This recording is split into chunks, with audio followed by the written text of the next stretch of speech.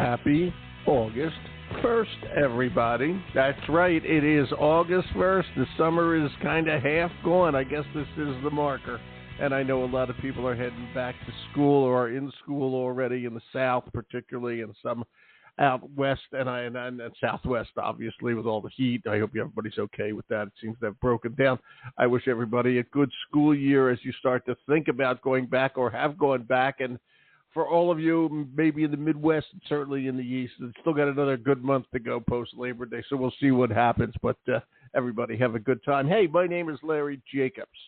This is Pre-K-12 Education Talk Radio, which is the voice of the American Consortium for Equity in Education, and everything we do is over at ace-ed.org, ace-ed.org. Everything is free for educators, and I just got word today that the new issue of our magazine, Equity and Access, has just been put up on site, ace-ed.org, so check it out. Maya Appleby, our editor and publisher, I think did a beautiful job. I haven't even seen it yet, so I just saw little bits and pieces of it, so I hope you go over and enjoy it. Again, everything's free at ace-ed.org. We'll archive this podcast there as well, and also we have our Excellence in Equity Awards program, and you'll see a link over there. Please go over, check it out. Everything's free for educators again, and it's a chance to honor you, your colleagues, your school, the companies you work with, etc. Please check it all out. Go over, see what we're doing. It's a lot of fun. We dedicate a whole issue to all the wonderful people and companies and services that win. But we do that later. Right now is the voting, so please go over and submit a nomination or two or three or four, whatever. All right, and again, ace-ed.org. And if you want to get in touch with me, it's Larry at ace-ed.org. Okay, feel free to give me ideas or complain or whatever you want to do. I will get back to you, Larry at ace-ed.org. Just as I have always gotten back to my good buddy Christopher Bronke. Chris is here today calling in from magnificent Downers Grove, Illinois, where he is the English department chair at Downers Grove North High School. And he also works for a company called Novak Education as a consultant, a senior education consultant. The one, the only, ladies and gentlemen, a huge round of applause. Give it up for, that's not going to happen, Chris. Okay, Chris Bronke. Larry, it is so good to hear your voice, buddy. Thanks, buddy. That sounds like a huge round of applause, and I love it. I had to shut down the mics in the audience because it's just too loud. I love it. I got a curveball for you today, though. I'm actually calling in from Bismarck, North Dakota, on the road doing a keynote later today about student self-directed learning. So I'm in a Baymont Inn overlooking. I have so many questions. Where are you going to give a keynote? What's the event? So it is the North Dakota Council of Teachers of English, so their state affiliate for NCTE. They reached out to me about talking about self-directed learning, and that's a big passion of mine. My class that I teach is self-directed, and it actually intersects kind of nicely with the stuff we're going to talk about today, actually. It was nice to be able to get this scheduled with you here this morning and chat a little bit, and then later on this afternoon I'll be doing that. Yeah. Well, that's going to be great. Did you fly up from Chicago, or did you drive? It's a beautiful drive. I flew to Fargo and then drove across west to Bismarck, which the first half of that drive looked like I was just driving, down central Illinois. But the second half, as I got closer to Bismarck, quite some beautiful undulation out here in Bismarck. I've been pleasantly surprised, and after the keynote today, I've got a Q&A session, and then I'm going to go kind of explore the town a little bit. You should. I've never been out there, but I've heard nice things about it, and I think it's pretty cool. Nice people out there in North Dakota. I've done a lot of school districts out there and worked with Kirsten Baszler, their chief state school officer out there. And it's really cool. So enjoy it. It's a place a lot of people never get, including myself, never get a chance to actually get to. Okay, kind of like where I live, Maine, although mine's a little more vacation land. It's out of the way, so to speak. I hate to say that. Do a nice so enjoy it. I will. It's been a fun summer. I've been in Arkansas a few times, working with some schools and just traveling around and trying to help education the best I can, quite frankly. Well, you do a good job. Were you traveling around? Why were you traveling around? What were you doing? And I know, and you feel free to talk about Novak education if that's where this goes. We're going to, by the way, we're going to be talking about creating truly inclusive classrooms. Okay, absolutely. which is what Novak does. So yeah, go ahead, talk about it. I know you're working with them as an education consultant. Happy I like to. that. Yeah, it's been fantastic. It's been about a year and a half now or so that I've been a senior consultant with Novak Ed. I mean, that gets me working super closely with just the most amazing team of educators, including Katie Novak herself, who I think she's on book 13 or something like that that's been published. Well, but yeah, I want to meet her. I want to meet her. You're going to hook me up with her. I'll bring her on the show. I will bring her on the show. We'll do an episode with Katie. She's fantastic. Yeah. I want you to send me your email too. Send me your email. I'll send you the show and all that stuff. Here's the thing, Larry. I think you know me somewhat well as a pretty high energy guy. Katie makes me look like I'm sleeping. She has so much energy. It's fantastic. Like a Star Trek episode. Essentially, it's something along those lines. So I've been in Arkansas, 3 different times this summer, really just working with districts and essentially offices of education / co-ops to help teachers better understand how their classrooms and their buildings can be more inclusive. That's what we're trying to do. And we do it through a lot of lenses. Sometimes it's about instruction, sometimes assessment, sometimes the social emotional learning, sometimes all of it. But at the end of the day, we're just trying to say, you know what, if we're not taking every single kid's needs into account as much as we can, as often as we can, we're going to be falling short. And that's kind of what we're trying to do. That's right. And you know what I find interesting about it? You're in North Dakota today. You were talking about Arkansas a minute ago. Both of those are fairly conservative states, if I may. And it's so, and I hate, there's always these stereotypes about red, blue, and all that sort of thing. Yep, but it just goes to show you, every teacher, every educator wants every kid to learn. It's that simple. Yeah. And so the school districts in Arkansas, the teachers up in North Dakota, Alabama, California, it doesn't matter, Maine, where I am, you can't stereotype this sort of stuff. Everybody wants every kid to learn. It makes for a good time. I'll tell you what, Larry, and I'll shout out to the Arkansas State Department of Education. Okay. I mean, they are, they're working hard on being more inclusive, and I think they're aware that they've got work to do, but they're doing the work and they're putting the money there. They just made an agreement with I forget the exact company, but it's a tech company that does takes written text and makes it audible. And every kid is getting access to that the entire school year, state funded at the state level. That's what we talk about, right? It's one thing to say we're going to bring in a consultant or we're going to bring in someone that talk with our teachers for a day, right? And I'm well aware that that's not the most perfect model, but they're following it through with and here's the tools to support this work. And so hats off to them, quite frankly. Absolutely. But they're big in the science, Mr. English teacher. They're big in the science of reading, right?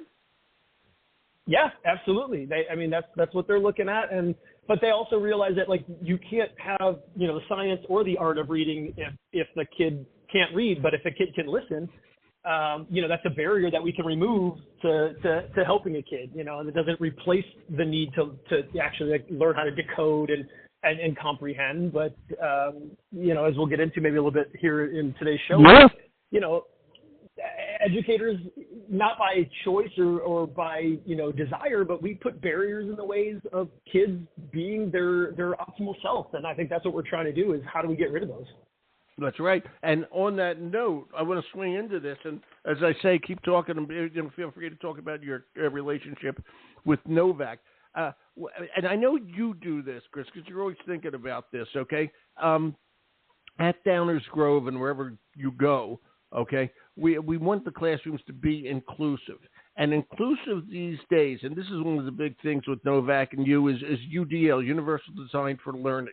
And that works, okay? It's that simple. If you make something work for everybody, it works for everybody, okay? It's so obvious, it's disgusting, okay? But it is obvious, all right, if it works. And you also threw into your classes, and I assume you're doing it up and down this Grove North, is, SEL, which is really important these days, okay? And just, and you're working for a company that that's meshing with what you like. Okay, besides the high school you're working as a consultant at Novak. So just talk about, okay, how did you see, an inclusive classroom, an equity-based classroom, if I may, all right, and then throw the UDL and SEL into it, because sometimes people say to themselves, oh, well, I'm a teacher, I don't have the time to add SEL, I don't have the background to add UDL, whatever the case may be, But and as a matter of fact, once you start to get behind the definitions and all that, there are ways to do that, and the effort you put into it pays off in the long run. I'm stealing your thunder here. You go ahead. Talk to us about all this. Yeah, I mean that one question could take up the rest of this podcast. Yeah, I know. It could take up the rest of your life. Yeah. I mean, let me tell you a smidge about my journey. So, go ahead. I'm working, with Novak Ed now, in addition to, my role at Downers North. Yeah. But I didn't realize that I had universally designed my classroom until I started talking to Katie Novak about it. Here's what I ended up doing, Larry. I woke up one summer and said, okay, education as a field has a boatload of inequalities. No one's going to argue that, right? I mean, that is undoubtedly true. Unfortunately, very few of those inequalities are directly in the control of the classroom teacher. I don't think anyone's going to argue that either. That is correct. However, what I did realize is that one of the biggest inequalities in education is in the hands of the classroom teacher, and that's the assigning of homework. I don't think there's a bigger inequality that the teacher has direct control over than assigning homework and making it mandatory, right? Like, you need to do this tonight in order to be successful tomorrow. Like, whew, man, I was that teacher for years, so I'm not here to criticize, right? But I had that moment where I said, something about this doesn't feel right. And so I woke up one summer about 6 years ago and said, like, I want to get rid of homework in my classroom. But it turns out you can't just, like, get rid of homework and do everything else the way you had done things, right? It just doesn't work like that. I mean, it required a complete overhaul of my class. And without realizing it, what I was doing was universally designing my class and building in all of the SEL skills that, like, the Castle framework talks about. I just had no clue I was doing that. I was just trying to do what's good by kids, I thought, and started. Wait. You got to get into the weeds a little bit on this, okay? Okay. All right. Because the elimination of homework, the way you're explaining it, almighty educator, okay, doesn't necessarily mean UDL and SEL, okay? And put those things together. In other words, what actually happened? And I love the fact that you were the homework. Who the hell needs that? Okay, and I just don't like it, and I'm stupid. Okay, but we won't get into that right now. But UDL, jumping that leap into UDL because you eliminate homework doesn't make sense at this point. Please speak, and also if you're driving, make sure you keep your eyes on the road. No, I'm safely in my hotel. I came in late last night. Oh, good. Okay. So I'm good here. Good. Okay. So, I'm glad you kind of push at that because it's become so ingrained for me that, I only to celebrate that. Exactly. That's why I'm here, Chris. That's why I'm here. You do a great job at your job, sir, and I appreciate you for it. Yeah, thanks.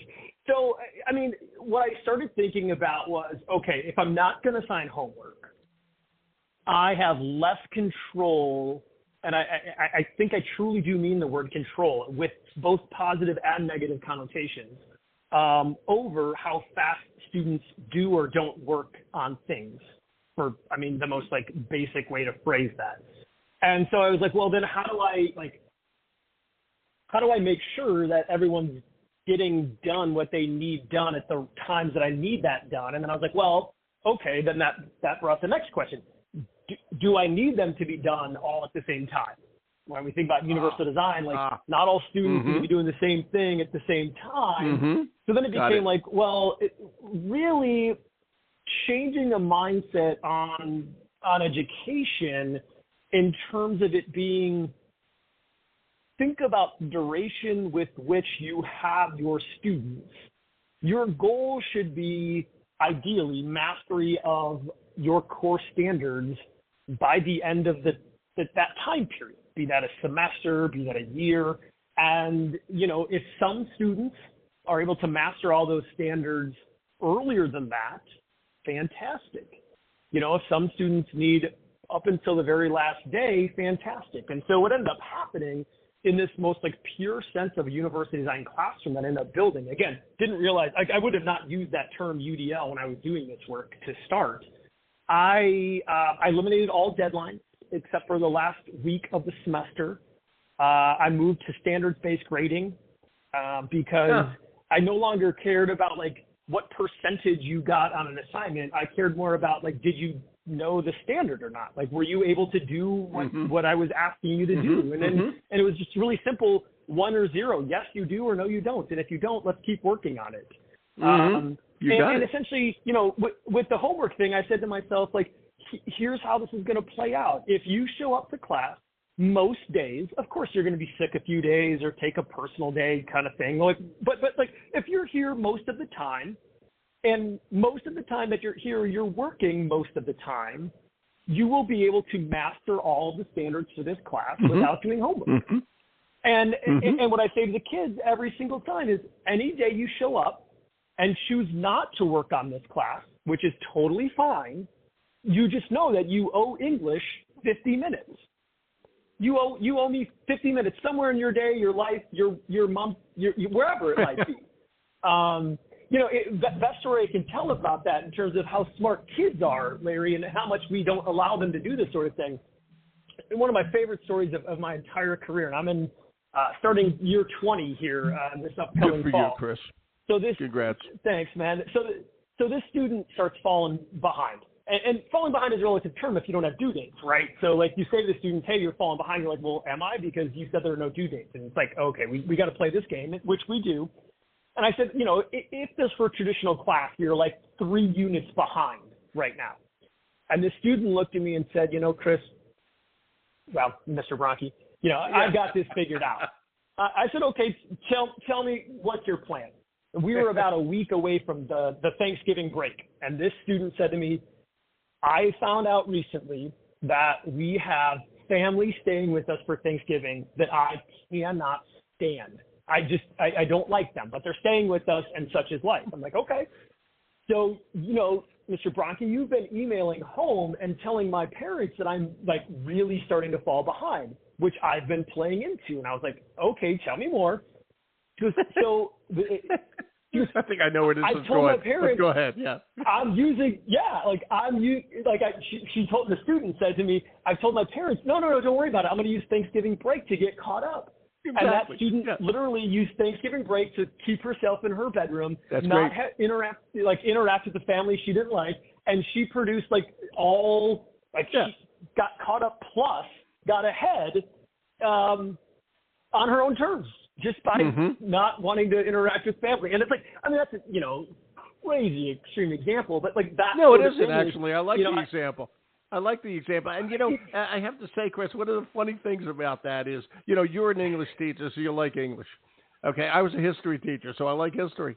All right, but you don't have to like history because I like history, but you're stuck in my class. Okay, and I'm going to teach history, okay, so to speak, for, you know, the next 50 minutes. All right, but not everybody likes history.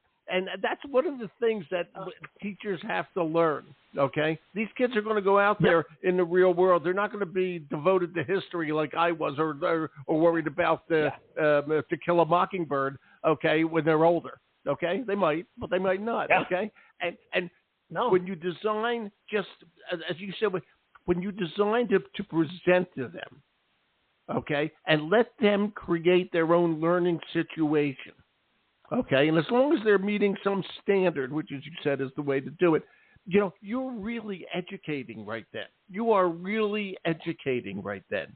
It's just what do you think of my statement there? Yeah, I mean, 1,000%. You know, like if you look at the CASTLE framework, you know, you could look at the CASTLE. You know, there's like that you've probably seen it, that like circle graphic that CASTLE has with the 5 skills, like self-awareness, you know, collaboration, self-management. Like, you know, we all like say we want students to have those skills, but generally speaking, and I'm gonna you know, generalize here, and I'm speaking to the macro level, like the way the system teaches doesn't provide students pathways to learn, practice, acquire, refine those skills. It's, you know, That's right. You will learn it this way on my timeline due by this date. Well, where's the self-management there? Where's the self-awareness there? It's not. You know, and so, like, actually, you know, I worked with an instructional coach, you know, six, 7 years ago when I revised my classroom like this. And, you know, she phrased it perfectly. She goes, essentially, Chris, when I hear you talk, she goes, what I'm hearing you say is that you want more pathways for students to be able to project manage. And I was like, hell yes. Like, that phrase is perfect, right? Like, we don't give kids that opportunity, you know, and it doesn't have to be as macro as mine, right? Like, I give them the entire semester, but even within a unit, you could say, hey, by, you know, September 10th, you've got to have all of X, Y, or Z done. Go. And you decide how you're going to do it, you know? Yeah. Because, you know, the thought of turning over an entire semester to a student is overwhelming. I get that. Well, and yet, you know, I have to say, 20 years ago, you learned how to be a teacher. No, excuse me, you went to education school. You learned how to be a teacher over the 20 years. Okay, you know what I mean. Okay, I said that wrong. I do. But you know what I appreciate it. And and the point is, you know, things have changed in the last 20 years, especially the last 20 years. Just look at social media as an example of that. Okay. And if we don't change the way we teach, we're going to lose kids, okay? And it's just we have to keep them engaged and alert, okay, whether they like English or not, okay? Because what you do, Chris, and what every English, I'll use English because you're an English teacher, what every English teacher does, okay, you have to keep alive the love of learning. They don't have to memorize the paragraphs of The Mill and the Floss. The worst book in the world, by the way. My teachers made me like, right? Which brings up, I have to say this. You know, one of the things back in the old days, the teacher made us read The Mill on the Floss, I think by George Sand, okay, or George Eliot, one of those Georges. Probably the worst book possible. It was given to us because it was one of the few books that had 30 copies in the stockroom, I guess, when she looked. Yeah. But my point is, okay, that an English teacher's job is, like every teacher's job, is to teach a love of learning, okay? And you're not going to do that with artificial deadlines and homework for the sake of homework. But if you do what you're doing, okay, if you take this all into consideration, if I may, learning holistically, okay, you know, that's what the kid is going to remember. They're not going to remember what so-and-so did in Mill on the Floss. Believe me, they will never remember that. But they'll remember, you know, and you know what I'm saying.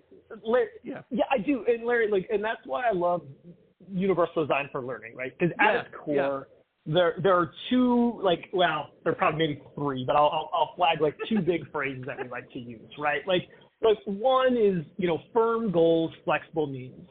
So at the end of the day, the goal doesn't change. We're not lowering the standards to make things, quote, easier for kids.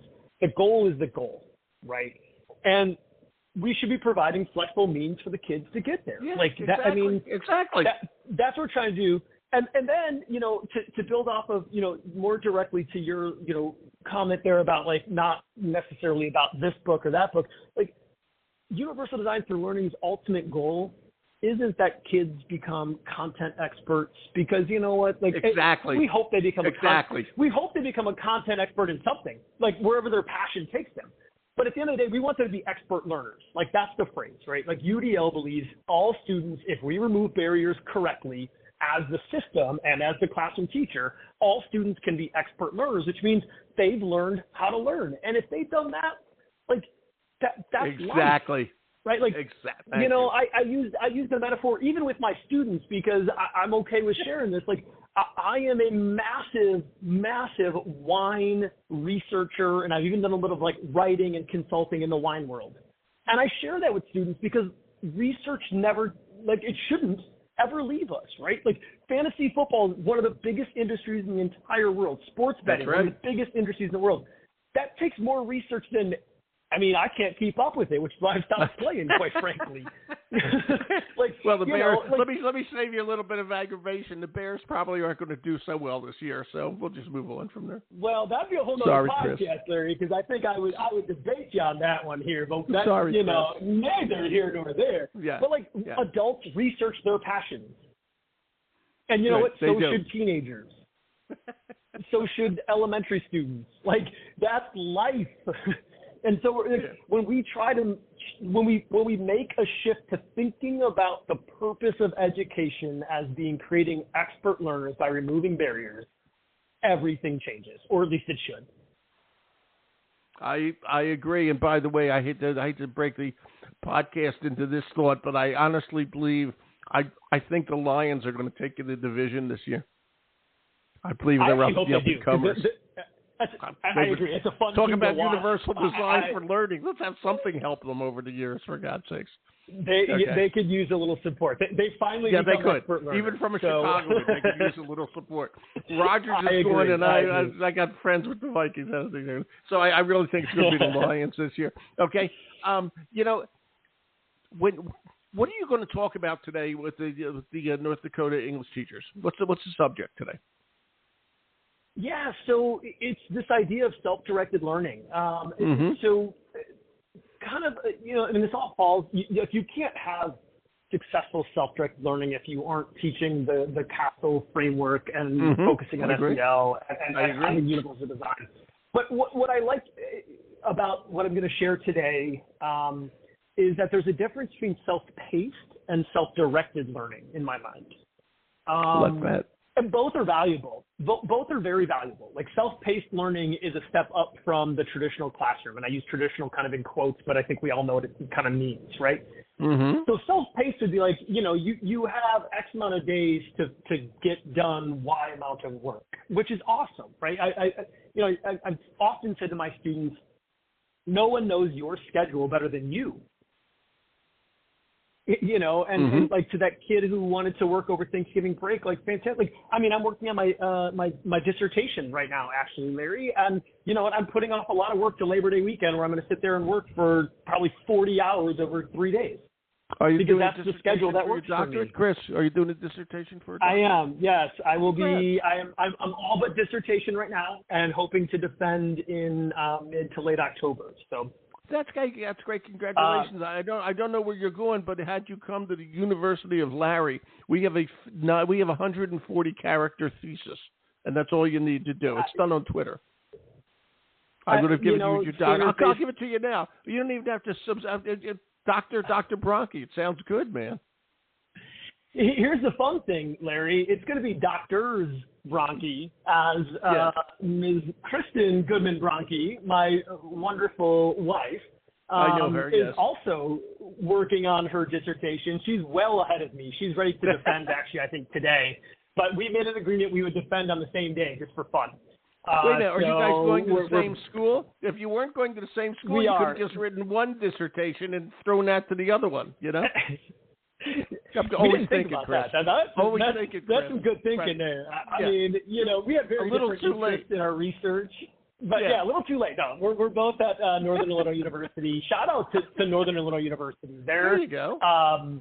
Their EDS program, EDD program, super focused on tangible contributions to the field as part of the dissertation, which has been really, really cool. I know we're way off on a tangent now, but holy cow. That's all right.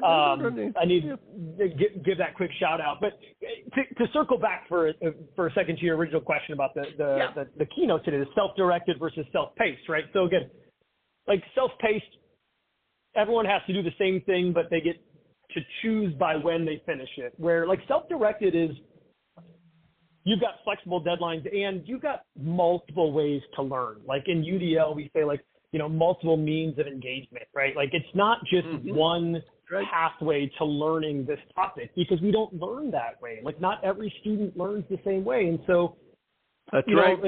What I'm going to show some examples from my classroom where I use this often in my talks, my lesson on plot structure during our narrative unit. Like, it has like 7 different resources. Like, it's got 2 TED Talks. It's got like 3 blogs. It's got a couple of visuals. And students can explore those as they see fit to then just, try to learn more about like how, why, and what about plot structure matters for them, as an eventual creator of a plot structure. So I'm trying to get teachers to understand that, a first step forward is self-paced. Like, just give students some flexibility in the timelines. And then ideally, let's move to self-directed, where we give them lots of options on how they learn that material. And then ideally, even more so there, if we're going like to the fullest extent, like how they demonstrate that they've learned it, right? So, this example of plot structure, my students can write me a paragraph. They can send me a flip grid. They can come talk to me one-on-one. Options, like just options, man. Like that. I guess there's your summation for this podcast. #options. I'll give you a story, Chris. When I used to, at one point in my career, I was the vice president of a large publishing house in healthcare publishing, and I hate doing math. And the accountant, the CFO, kept saying to me, "Give me the sales and commission proposal for next year." And he wanted it on a sheet of paper. All these papers he gave me, I never did it. Okay, and finally he said, "What's going on with Larry? I can't get him to answer this." He goes, "They said, somebody said to him, listen, okay, don't ask Larry to put it on paper. Just go in, talk to him, and ask him for the numbers, and write down what he tells you." And he did that without telling me, of course. I just sat down and said, "Yeah, well, Joe will make about $45,000 in commission. Eddie will make about $30,000. Okay, and I was, very close, as close as I would have been if I had put it on paper. Yep. Okay, but my point is, it's options. It's options. Yep. Had he been a jerk and said, "I must have this on paper," he'd still be waiting for it. Okay. Yeah. But I'm more verbal than I am written, right. And certainly with mathematics. And you gotta make way for that. That's the way of the world, and everybody knows it. Teachers know it. You just got to make sure you do it. Everywhere. You can use that anecdote today if you want. Use that anecdote today. I'm going to. Larry, like seriously, everywhere other than education, that's the case. Yeah, exactly. No one tells you how you have to do your taxes. You just have to have them done by a date. And Chris, you just said something that's real important. Our goal is to make kids career ready, make them good citizens. Right. Okay, but make them career ready. All right. And the world doesn't operate like a high school does. The world operates what the world does. Yeah. And we have to understand that. Yeah, it's very important. And I want to say this too, because like you mentioned this, and the English side of me is going to come out for a quick second, right? Like you said, whatever book you hated, and I would probably have hated Mill on it too, the Floss. Mill on the Floss. So, but here's the thing, Larry. When I work with the teachers in the department that I'm blessed enough to lead, because they are an amazing department, Downers Grove North English department. Shout out to all of you. You make my job so amazing. We talk with anyone who teaches 12th grade, so, are about to graduate kids. I say to them, you do realize that whatever piece of fiction you put in front of them could conceivably be the last piece of fiction they ever read. Ain't that the truth? Ain't that the truth? Wow. It's a reality, right? Yeah, and so sure if is. we're believers in something like fiction, we've got to start to think about what do kids want to read that might keep them reading, because Mill and the Floss ain't going to do that. If a kid's last experience in 12th grade is Mill and the Floss or Silas Marner or, Merchant of Venice, they're not going to wake up, at 24 years old and say, what they think. Exactly right. That's what they think reading is. We make that mistake. That's what they think reading is. Okay? And like you said, it's all about options. Buddy, we got to go. I love talking to you. 2 things. Good luck today. Have fun. Enjoy Bismarck.